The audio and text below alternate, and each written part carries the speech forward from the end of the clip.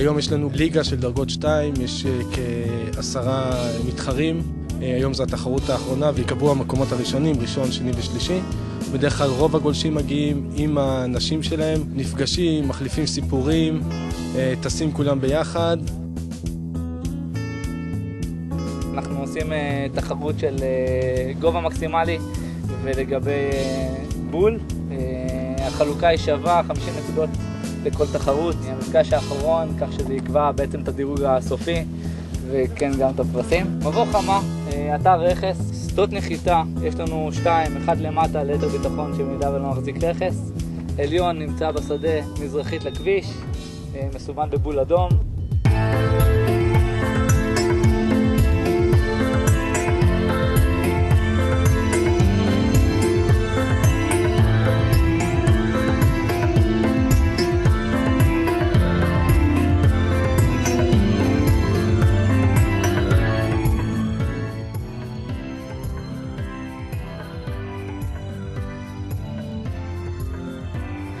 הקריטריון זה גובה ונחיתת בול, וכרגע אני מוביל במקום הראשון בשאיפה שזה יישאר ככה גם בסוף הליגה.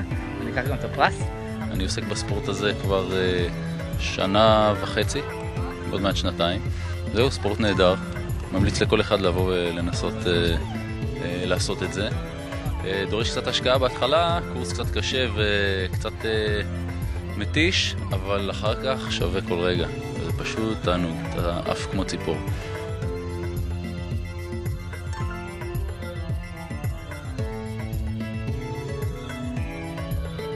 דבר מיוחד מאוד בספורט הזה זה שהוא מתאים גם לכל הגילאים, וגם מגיעים לפה אנשים מכל הסוגים, נקרא לזה ככה.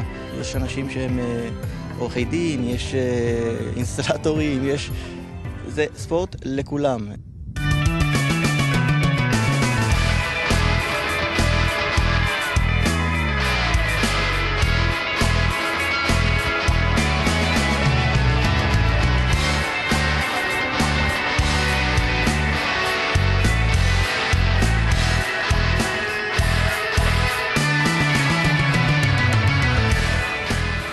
כנראה שלא אני לקחתי את המקום השלישי. נחיתה לא מי יודע מה, גם די רחוק מהבול. נו, יש פה מישהו ששמח. שעה ורבע של טיסה, אני מותש לגמרי, שמח כי לא לקחתי איתי מים, ולשמחתי גם מקום ראשון בליגה.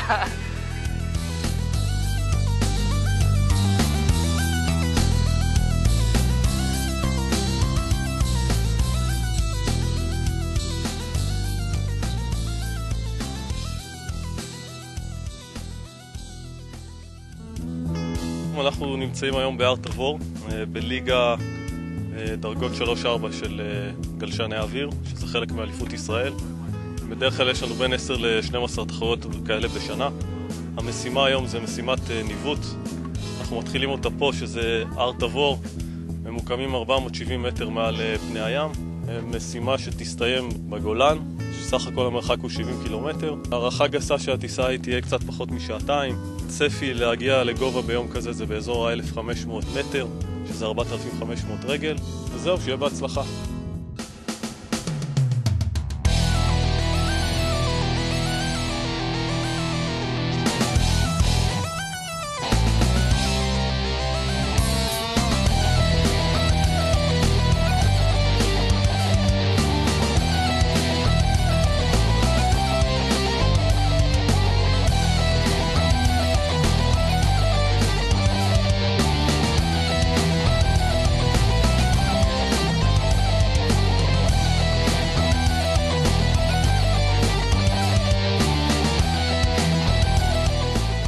היום היה לנו משימה להגיע דרך צומת גולני למולדת, ממולדת לכפר חרוב ולצמח.